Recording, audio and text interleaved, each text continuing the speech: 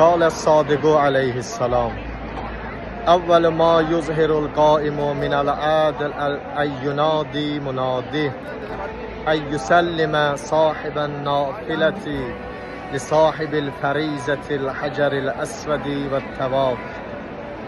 İmam Sadiq aleyhissalam buyurur, o gün ki bizim qaim ədalətlə zuhur edəcək, onun nida eləyəni Kəbədə nida eləyəcək.